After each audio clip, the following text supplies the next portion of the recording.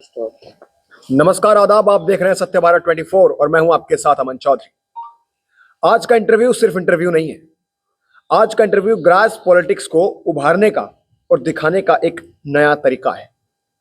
आज हम आ चुके हैं मुजफ्फरनगर में स्थित ग्राम बरवाड़ा में। यहां हमारे साथ धीरेंद्र सर हैं, जो यहां पूर्व ग्राम प्रधान रहे हैं और पूर्व जिला पार्षद भी। इतना ही नहीं, ये भारतीय जनता पार्टी के वर्तमान मुजफ्फरनगर से नेता भी हैं। भारतीय जनता पार्टी के लिए काम करते हैं, उनके इलेक्शंस के लिए कैंपेन करते हैं। तो सबसे पहले सर, स्वागत है आपका सत्य भारत 24 में। धन्यवाद सर, मेरे कुछ क्वेश्चंस जो बहुत इंपॉर्टेंट है पूछे जाने जी। रहेंगे आपसे, तो क्या आप तैयार हैं उन क्वेश्चन का खुल के जवाब देने के लिए? बिल्कुल बिल्कुल। तो सबसे पहला सवाल, आपने अपने राजनीतिक करियर की शुरुआत कैसे की? आप थोड़ा अपने बारे में बताएं। आपने पढ़ाई कहाँ से की, फिर आगे आपने इस राजनीतिक करियर को कैसे शुरू किया? मेरी शुरुआत तो ये कहो कि मैं राजनीतिक परिवार रहा। मेरे फादर प्रधान रहे, मेरे ग्रैंडफादर जो हैं वो ब्लॉक प्रमुख रहे हैं। तो राजनीतिक परिवार रहा है और एक छोटी सी उम्र से ही शुरुआत होगी। लोगों को विश्वास था। मैं लगभग 22 साल की एज में इस गांव का सबसे पहली बार प्रधान बना। मात्र 22 साल में। और जब आप प्रधान थे, उससे पहले ऐसी कौन सी चीजें थी जो नहीं बदली गई थी, और प्रधान बनने के बाद आपने ऐसे कौन से चेंजेस किए जो लोगों के लिए फायदेमंद साबित हुए? देखो, इस गांव में बहुत सारी ऐसी ज़रूरतें थी ग्राम पंचायत की, जिन्हें हमने अपने कार्यकाल में जिनको पूरा किया। जैसे एक तरह से कहो, पशु चिकित्सालय वो यहाँ पे नहीं था, तो बड़े प्रयास से हमने उसको यहाँ पे बनवाया। और प्राथमिक विद्यालय, क्योंकि ग्राम पंचायत प्राथमिक विद्यालय और उच्च प्राथमिक कन्या विद्यालय ये ग्राम पंचायत के अधीन है। उनका टोटल जितना भी आज यहाँ स्ट्रक्चर है, जितनी बिल्डिंग है इस गांव में, तीनों स्कूल में, वो पूर्ण रूप से हमने उनका निर्माण कराया। और गांव के रास्ते बहुत खराब थे, उन्हें हमने कराया। उस समय 2000 में एक आदर्श ग्राम पंचायत की एक योजना थी, जिसको मैं लखनऊ से स्वीकृत करा के लाया था। उस समय 18-20 लाख रुपए की बहुत बड़ी अमाउंट होती थी। बहुत काम उससे हमने एक्स्ट्रा पैसा लेके भी कराया। तो गांव की जो उस समय बहुत खराब स्थिति थी, दयनीय स्थिति थी रास्तों की, वो ये कहो कि एक तरह से हमने उस समय बहुत सारे काम किए, जिससे गांव को बहुत बड़ा लाभ भी पहुंचा। तो उसके बाद आपने आगे इलेक्शंस लड़े नहीं, या फिर क्या रहा, मतलब जिस वजह से अभी आप वर्तमान प्रधान नहीं हैं, तो आपने इलेक्शंस लड़ना बेहतर नहीं समझा? नहीं, मैं एक चुनाव हारा हूँ ग्राम प्रधान का। मैं क्या, छोटे भाई की वाइफ लड़ी थी, महिला आरक्षित सीट थी। और उसके बाद मैं जिला पंचायत का चुनाव लड़ा, जिला पंचायत निर्वाचित भी हुए। और जिला पंचायत के माध्यम से मैं वार्ड नंबर 17 से जिला पंचायत सदस्य चुना गया। और मैं दावे के साथ ये कह सकता हूँ कि भाई, सब लोग चाहे मेरे से पहले बने हों चाहे बाद में बने हों, सब लोग बढ़िया बने। लेकिन ये कह सकता हूँ, जहाँ तक विकास कार्यों की बात है, डेवलपमेंट की क्षेत्र में बात है, कि सबका कार्य मिला के भी हमारे कहीं दूसरे तीसरे चौथे हिस्से में, चौथाई में भी नहीं ठहर सकता जितना हमने इस क्षेत्र में काम किया। आप सर्वे कर सकते हैं, हर गांव में हमने बहुत बड़े पैमाने पे विकास कार्य किए हैं। नहीं सर, वो तो बात ठीक है। अभी आपने कहा कि आपके छोटे भाई की वाइफ लड़ी, महिला आरक्षित सीट थी। लेकिन क्या आपको नहीं लगता कि महिला आरक्षित जो सीट होती है, क्योंकि हमने भी कई गांव विजिट किए, वहां हमने देखा सीट महिला आरक्षित है, चुनाव महिला ने लड़ा, लेकिन लीड प्रधान पति कर रहा है। ऐसा क्यों? क्या हम महिला सशक्तिकरण को पीछे धकेल रहे हैं? क्या कहीं ना कहीं एक रीजन नहीं है जिस वजह से महिलाएं आगे नहीं आ पा रही? इस पे आपका क्या मानना है? नहीं, महिलाएं, अब ऐसा तो वो समय नहीं रहा कि महिलाएं आगे नहीं है। ये महिला चुनाव लड़ती हैं, भाई वोट भी कैंपेनिंग भी करती हैं और अपने दायित्व का निर्वहन भी बहुत बढ़िया तरह से कर रही। अब तो कहीं पूरे भारत में ये नहीं कह सकते कि भाई महिला कहीं किसी मामले में पीछे हैं। नहीं, लेकिन ये जो गांव की समस्या है, महिला के नाम पे, जैसे कि महिला प्रधान चुनाव लड़ती हैं, लेकिन कंट्रोल पुरुष प्रधान करता है, ऐसा क्यों? इसके पीछे का कारण क्या है? नहीं, पुरुष चुनाव लड़ता है, कहीं ना कहीं महिलाओं का भी सहयोग रहता है, और महिला कहीं किसी पद पे है तो वो ऐसा थोड़ा ही है कि भाई वो पुरुष से अलग है। तो वो सहयोग की बात हो सकती है कि भाई वो किसी मामले में डिस्कशन किसी से करती है अपने घर में, परिवार में या गांव में। भाई ऐसा तो है नहीं कि महिला चुनी गई तो वो महिलाओं से ही डिस्कशन करेंगी, तो पुरुष से भी नहीं, नहीं, डिस्कशन कर सकती है। वो मेरा सवाल नहीं है। मेरा सवाल ये है कि जैसे डिसीजंस लेना है ना, फैसले लेना, ग्राम प्रधान महिला है, तो आमतौर पर ऐसा देखा जा रहा है कि फैसले पुरुष प्रधान लेते हैं। नहीं, ऐसा नहीं है, बहुत जगह होता है, ऐसा भी है, लेकिन ऐसा भी नहीं है कि भाई महिला बिल्कुल ऐसा कि भाई हाथ पे हाथ रखे बैठी हो, केवल स्टैंप है। अब मैं मिसाल के तौर पे आपको बताऊं, यही हैदरनगर में हमारे पार्टी से भी जुड़ी हुई हैं, प्रीति चौधरी जी हैं ग्राम प्रधान, और वो बढ़िया तरह से लीड कर रही है, अपने गांव का बढ़िया विकास किया उन्होंने, अच्छा सब कुछ वही देखती है, ऐसा नहीं। हाँ, तो मतलब मैं ये जानना चाह रहा हूँ कि इस पर आपका क्या मानना है कि महिलाओं को फैसले लेने का भी हक होना चाहिए अगर वो राजनीति में है? हाँ, क्यों नहीं। तो अगर कोई पुरुष प्रधान ऐसा कर रहा है तो उसके लिए आप क्या कहना चाहेंगे? नहीं भाई, अधिकार महिला को है, महिला ही उस चीज पे, उस पद पे मान लिया विराजमान है, तो निर्णय करने का भी हक है। ये जो ग्राम पंचायत मॉडल है सर, ग्राम प्रधान है ना, ब्लॉक प्रमुख, जितने भी इसके अंदर का जो पूरा स्ट्रक्चर है, इस पर आप क्या कहना चाहेंगे? कितना बेनिफिशियल है, कितना फायदेमंद है ये लोगों के लिए? भाई हमारा त्रिस्तरीय पंचायत सिस्टम है, ग्राम पंचायत, क्षेत्र पंचायत और जिला पंचायत।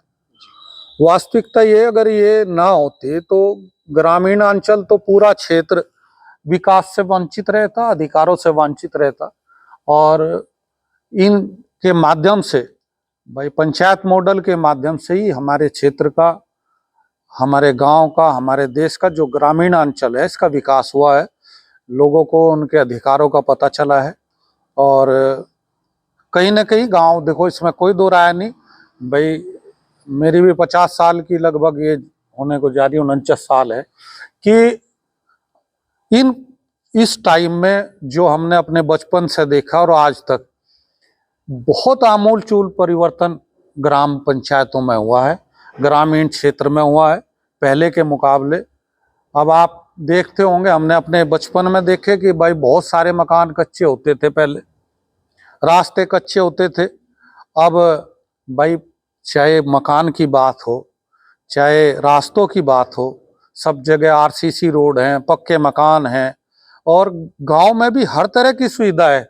भाई लाइट नहीं आती थी, एक एक घंटे को, कई कई दिन में लाइट आती थी, अब हर गांव में पूरी तरह से लाइट है, शिक्षा है, रास्ते हैं।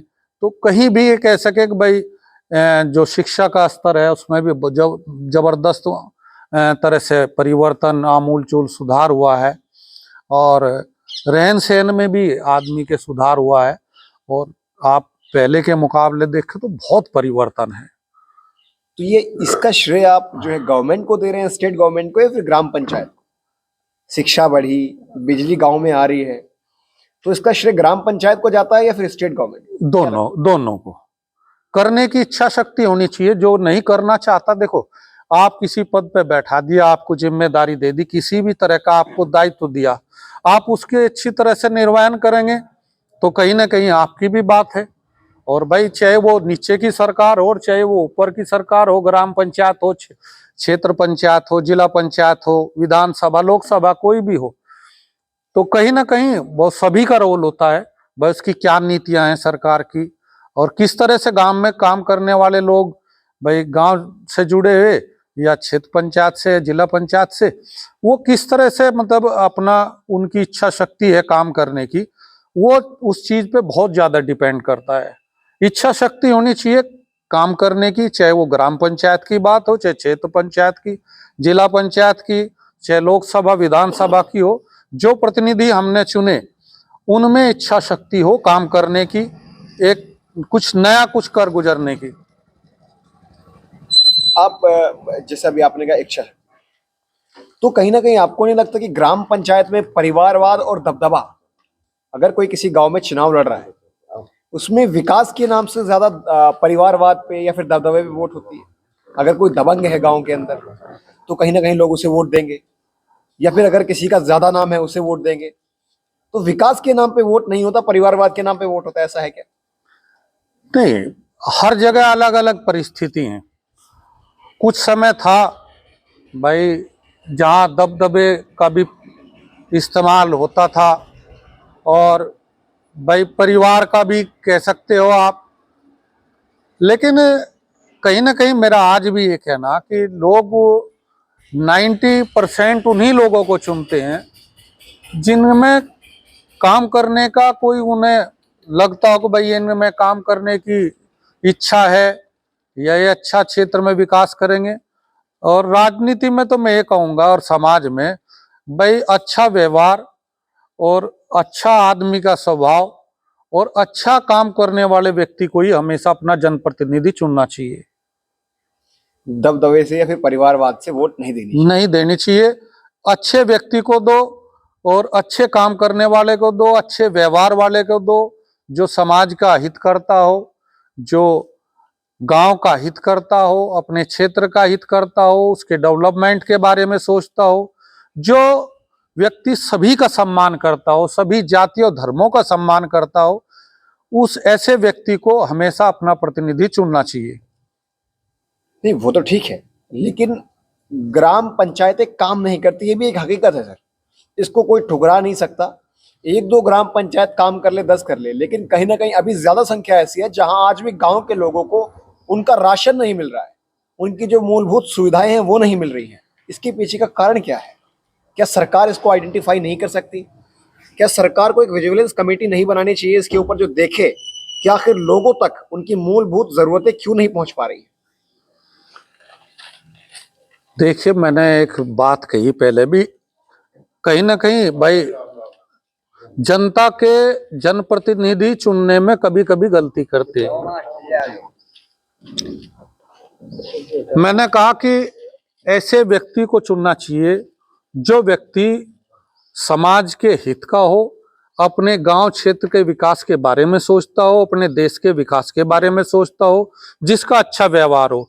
तो ये कहीं ना कहीं जनता द्वारा भी कभी कभी गलत निर्णय ले लिया जाता है और किसी गलत प्रतिनिधि को चुन लिया जाता है। क्या ऐसा नहीं होता कि प्रतिनिधि पहले अच्छा होता है, पोस्ट पद मिलने के बाद वो बदल जाता है? ऐसा भी होता है। तो फिर उस स्थिति में जनता क्या कर सकती है? इस स्थिति में सरकार की जिम्मेदारी है कि वो ग्राम प्रधानों की जिम्मेदारी को तय करे कि उन तक सुविधाएं समय पर पहुंचे। देखो, वो तो बहुत सारी चीजें हैं। आदमी जांच भाई शिकायत कर सकता है ग्राम पंचायत अगर काम नहीं कर रही, और ज्यादातर लोग करते भी नहीं इस मामले में। अगर किसी को ज्यादा दिक्कत है और ये लग रहा है कि भाई कोई व्यक्ति काम नहीं कर रहा पद पे रह के, तो उसके तो बहुत सारे भाई नियम कानून ऐसी चीज हैं जिनको व्यक्ति कानून के माध्यम से, नियम के माध्यम से उठा सकता है, जिनकी जांच हो सकती है।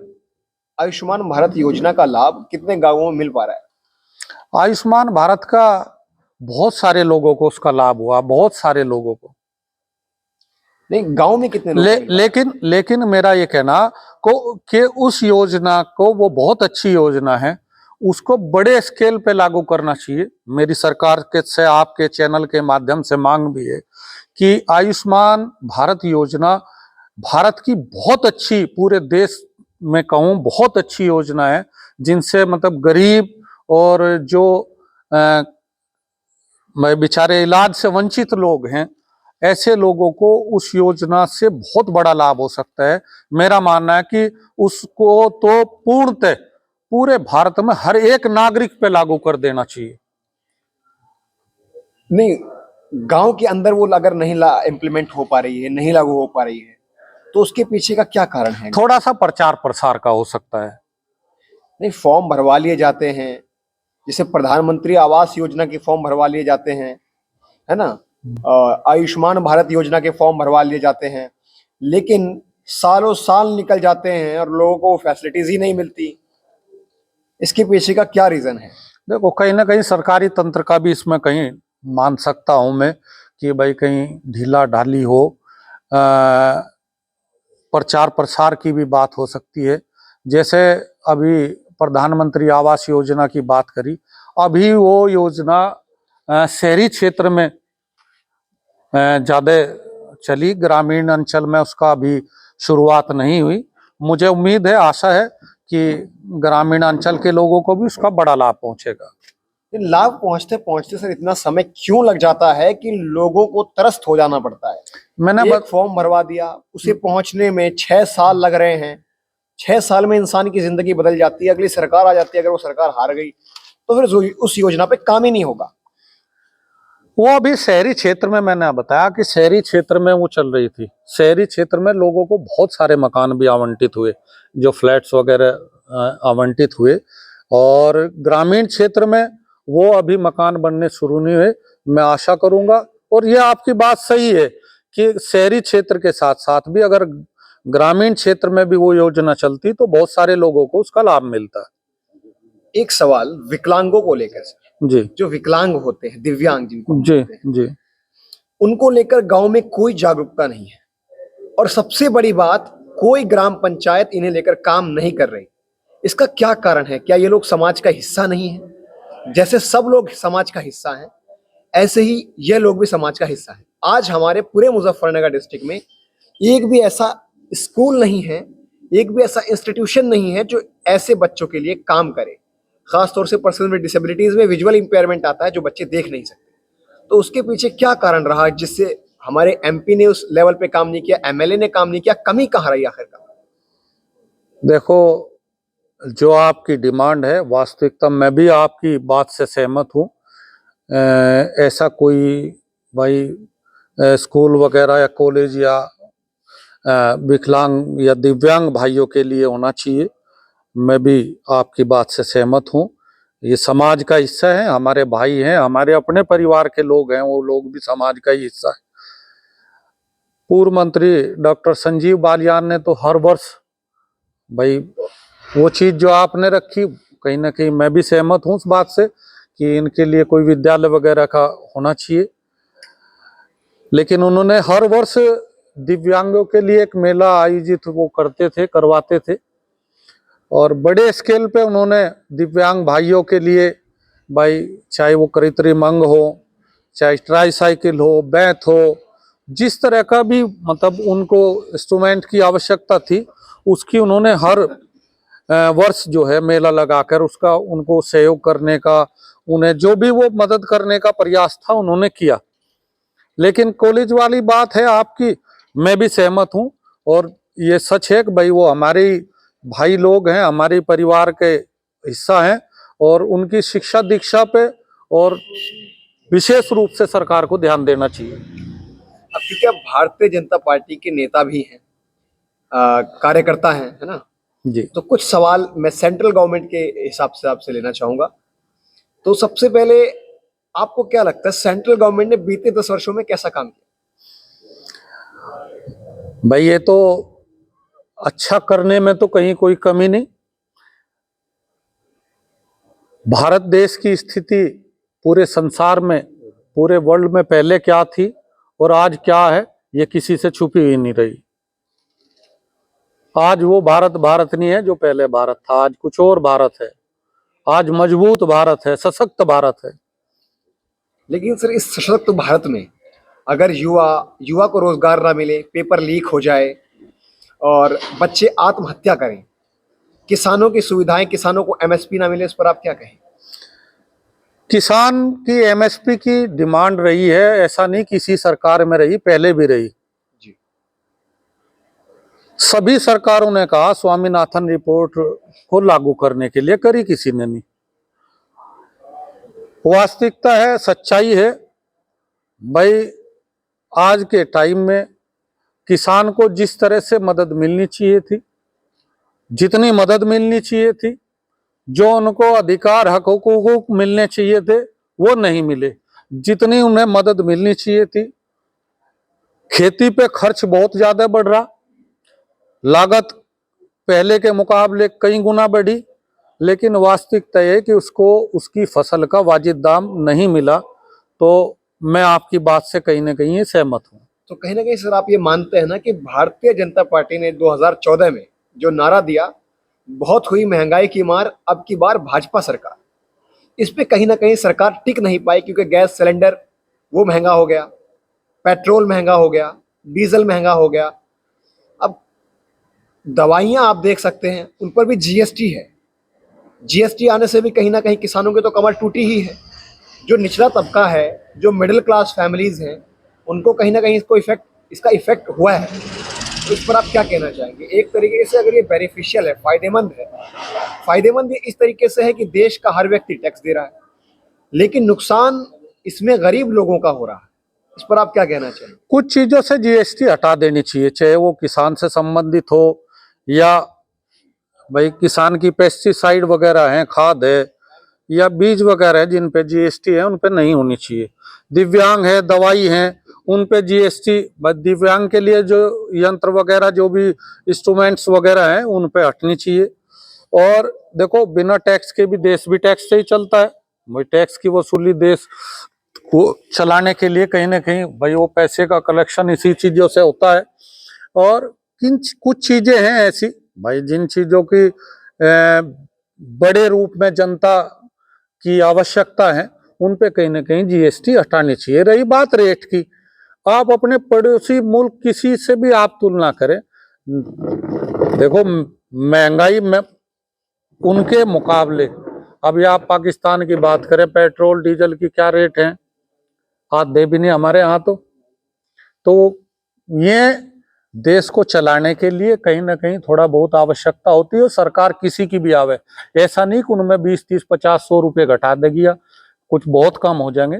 वो किसी की भी सरकार हो, नहीं, वे चीजें तो एक मिनट सर, रोक रहा हूं मैं। वो बहुत कम तो नहीं कहा, कम से कम इतना कम तो होना चाहिए था। यहाँ तो बढ़ गया।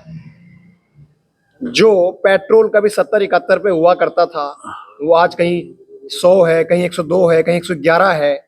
ये तो बढ़ गया।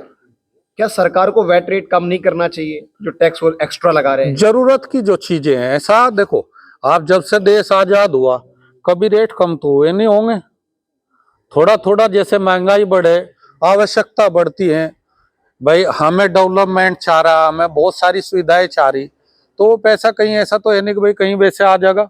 वो कहीं ना कहीं ये है कि भाई चाहे सरकार किसी की भी रही हो, ये चीजें ऐसा है कि भाई इनको कोई रेट बहुत डाउन या बहुत कम करने की किसी ने ना किसी की हिम्मत रही होगी, ना कोई कर पावे। देश कैसे चलाओगे? सर इतना बढ़ा देना, महंगाई इस स्तर पे पहुंच जाना कि आज एक आम आदमी गुजारा नहीं कर पा रहा है। आप देख सकते हैं, अगर आप मिडिल क्लास फैमिलीज के लोगों से मिलेंगे तो आप उनकी स्थिति को समझ पाएंगे। उनके बच्चों को पढ़ाने के लिए, एजुकेशन के लिए उनके पास पैसे नहीं हो पाते, क्योंकि गवर्नमेंट ने किताबों पर भी टैक्स लगा दिया है। आज तक भारत के इतिहास में टैक्स नहीं लगा सर किताबों पे। इस पे क्या कहेंगे आप? क्या आपको नहीं लगता कि ये बातें आपको पार्टी में रखनी चाहिए? मैं तो आपके चैनल के माध्यम से भी रखना चाह रहा। इस देश में सबसे ज्यादा आवश्यकता है शिक्षा और स्वास्थ्य की, और वो दोनों चीज फ्री होनी चाहिए। तो शिक्षा और स्वास्थ्य, चाहे भाई हमारी भारतीय जनता पार्टी की सरकार हो, चाहे कभी किसी और की सरकार रही हो, ये चीज तो एक मूलभूत जरूरत है और हर व्यक्ति की जरूरत है। शिक्षा और स्वास्थ्य, शिक्षा और स्वास्थ्य दोनों चीज ईमानदारी में सभी के लिए फ्री होनी चाहिए। इस विषय में आप दिल्ली सरकार के बारे में क्या कहना चाहेंगे? जो दिल्ली सरकार आपकी सरकार है, भारतीय जनता पार्टी की सरकार है, वादा हुआ था, वादा पूरा नहीं हुआ 2,500 का, उस पर आप क्या कहना चाहेंगे? 2,500 मतलब महिलाओं को 2,500 देने का वादा, वो दिल्ली सरकार की बात है, उस पर आप कुछ नहीं कहना? ना। उससे पहले दिल्ली सरकार ने जो काम किए स्वास्थ्य को लेकर, केजरीवाल सरकार ने, उस पर आप कुछ टिप्पणी? अभी तो सरकार बनी, उन्हें काम तो करने दो। अच्छा, अभी बनी है। हाँ। तो अभी आपको लगता है कि टाइम लगेगा? टाइम उन्हें मिलना चाहिए। कोई व्यक्ति, कोई भी भाई सरकार बनी हो, कोई जनप्रतिनिधि बना हो, तो उसे काम करने के लिए थोड़ा सा समय तो चाहिए। समय तो ठीक है, फिर जनप्रतिनिधि को 8 मार्च का टाइम नहीं देना चाहिए कि हर महिला के खाते में 2,500 पहुंचेंगे, है ना? तो वो भी कहीं ना कहीं संभव है, देंगे, मुझे लगता है, ऐसा नहीं देंगे। आपको लगता है कि जो वादे किए गए हैं वो पूरे करेंगे, वो पूरे किए जाएंगे? तो ये थे हमारे साथ धीरेन्द्र सर, जो भारतीय जनता पार्टी के कार्यकर्ता हैं और पूर्व जिला प्रमुख रहे हैं, पंचायत सदस्य। जिला पंचायत सदस्य रहे हैं ये। इन्होंने बताया कैसे शिक्षा आगे बढ़नी चाहिए, शिक्षा को कैसे अब बढ़ाना चाहिए सरकार को। कहीं ना कहीं जहां सरकार की खामियां रही, इन्होंने उसे माना भी और अपनी पार्टी को सजेशंस भी दिए हमारे चैनल के माध्यम से भी, और उम्मीद है ये पार्टी के अंदर भी इन सजेशंस को रखेंगे। कैमरे के पीछे थे सोनू और मैं अमन चौधरी, जिन्होंने इसको रिकॉर्ड किया। देखते रहिए सत्य भारत 24। जय हिंद, जय भारत।